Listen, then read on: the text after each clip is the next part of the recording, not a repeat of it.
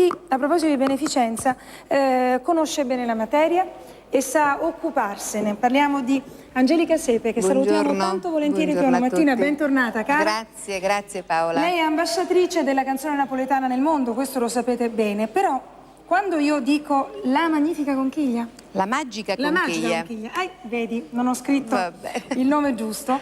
Parlo di un'iniziativa che riguarda, parliamo di una canzone ovviamente, ma di un'iniziativa che riguarda l'affidamento familiare e nessuno lo può spiegare meglio di te.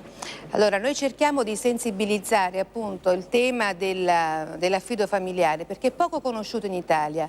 Affidare significa fare un gesto d'amore incondizionato, grandissimo, perché pensate quanti bambini ancora oggi sono in istituto, noi li vogliamo nelle famiglie normali, nelle famiglie come la mia, come la tua, perché hanno bisogno di calore i bambini.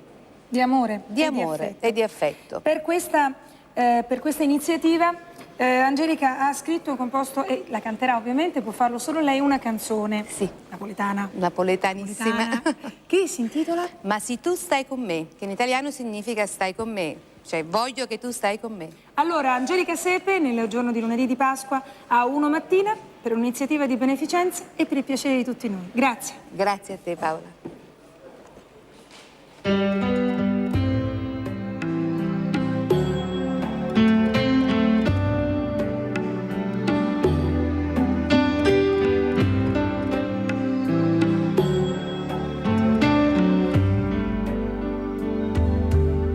Sento bisogno di te,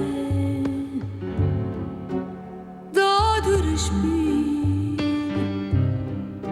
che mi fa vivere, mi fa morire.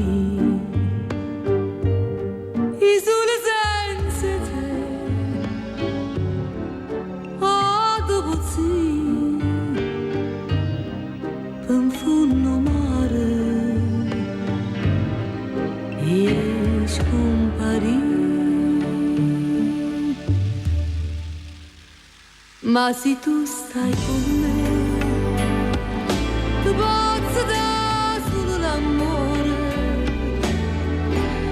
con l'occhio tuoi, fammi vedere. Ma se tu stai con